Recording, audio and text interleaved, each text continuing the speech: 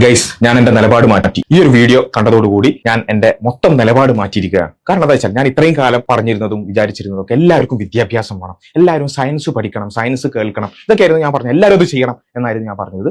ഇനി ഞാൻ ആ കാര്യം തിരുത്തുകയാണ്, കംപ്ലീറ്റ്ലി തിരുത്തുകയാണ്. എല്ലാവരും ഒന്നും സയൻസ് പഠിക്കണ്ട. ഇച്ചിരി അന്തം, ഇച്ചിരി ബോധം ഉള്ള ആളുകൾ മാത്രം സയൻസ് പഠിച്ചാൽ മതി, സയൻസ് കേട്ടാൽ മതി. ഇല്ലെങ്കിൽ ഭയങ്കര ദുരന്തം. അത് എനിക്ക് തോന്നാൻ കാരണം എന്താ വെച്ചാൽ ഈ വീഡിയോ കണ്ടതിന് ശേഷമാണ് നിങ്ങളും കൂടി അതൊന്ന് കണ്ടു.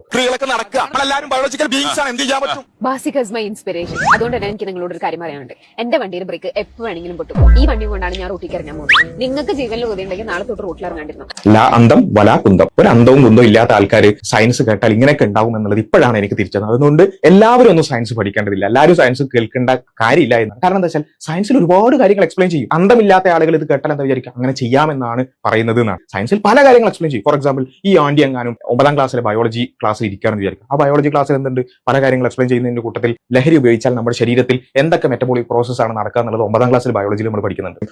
ഇന്ന പ്രോസസ്സുകൾ നടക്കും, അതേപോലെ തന്നെ ലിവറിൽ ഇന്ന മെറ്റബോളിസം നടക്കും എന്നൊക്കെ പറയും. അപ്പൊ ഇതൊക്കെ കേൾക്കുമ്പോൾ ഈ ആന്റി എന്താ വിചാരിക്കുക, ഇല്ല ഇങ്ങനെയൊക്കെ ലഹരി ഉപയോഗിച്ചാൽ ഇങ്ങനെയൊക്കെ നടക്കും എന്ന് എക്സ്പ്ലെയിൻ ചെയ്യുന്നതിന്റെ അർത്ഥം എന്താ, ലഹരി ഉപയോഗിക്കാം എന്നാണ്.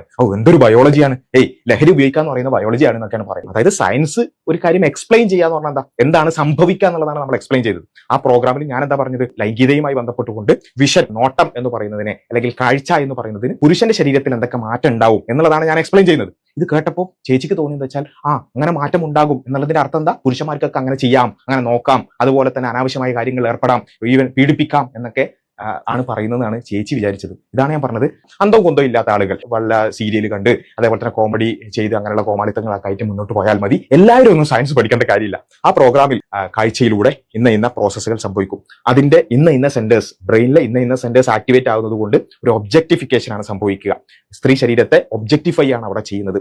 അതിന്റെ ഭാഗമായിട്ട് സെക്ഷലൈസേഷൻ ഓഫ് ചിൽഡ്രൻ അടക്കം സംഭവിക്കും. അമേരിക്കൻ സൈക്കോളജിക്കൽ അസോസിയേഷൻ അടക്കം കോട്ട് ചെയ്തുകൊണ്ട് സെക്ഷലൈസേഷൻ ഓഫ് ചിൽഡ്രൻ സംഭവിച്ചാൽ എന്ത് സംഭവിക്കും, അത് സ്ത്രീകളുടെ അടക്കം പെൺകുട്ടികളുടെ അടക്കം ഇമേജ് സാറ്റിസ്ഫാക്ഷനുമായിട്ട് ബന്ധപ്പെട്ട് ബോഡി ഇമേജ് ഡിസാറ്റിസ്ഫാക്ഷൻ അടക്കം സംഭവിക്കും. സെൽഫ് എസ്റ്റീം കുറയും, അവരുടെ കോഗ്നിറ്റീവ് ഇമ്പയർമെന്റ് സംഭവിക്കും. ഇങ്ങനെയുള്ള ഒരുപാട് കാര്യങ്ങൾ വളരെ വിശദമായി പറഞ്ഞൊരു കാര്യമാണത്. ആ ചർച്ചയാണത്. ആ ചർച്ചയിൽ നിന്നും ചേച്ചി മനസ്സിലാക്കിയത് എന്താ, പെണ്ണിന്റെ നഗ്നത കണ്ടാൽ ആണിന് ഇന്ന പ്രോസസ്സുകൾ ഉണ്ടാകും എന്ന സയൻസ് കേട്ടപ്പോൾ ചേച്ചിക്ക് തോന്നിയത് അങ്ങനെ ബ്രേക്ക് ഇല്ലാതെ വണ്ടി ഓടിക്കാം എന്നാണ് പറഞ്ഞത്.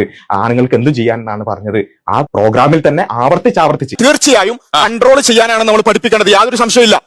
ഒരു സ്ത്രീ ഏത് രൂപത്തിൽ നഗ്നമായി നടന്നാൽ പോലും നോക്കാൻ പോലും, അനാവശ്യമായി നോക്കാൻ പോലുള്ള അവകാശമില്ല. അത് ചെയ്യാൻ പാടില്ല എന്നാണ് ആവർത്തിച്ച് പറഞ്ഞത്. പക്ഷെ എന്നാലും ഈ സീരിയൽ ചേച്ചിമാർക്കും കോമഡി ചേച്ചിമാർക്കും അതൊന്നും അങ്ങോട്ട് മനസ്സിലാവില്ല. എന്തായാലും നമുക്ക് ആകെ ചെയ്യാൻ പറ്റുന്നത് പ്രാർത്ഥിക്കുക എന്നുള്ളത് മാത്രമാണ്. അന്തം കൊടുക്ക് പടച്ചോനെ.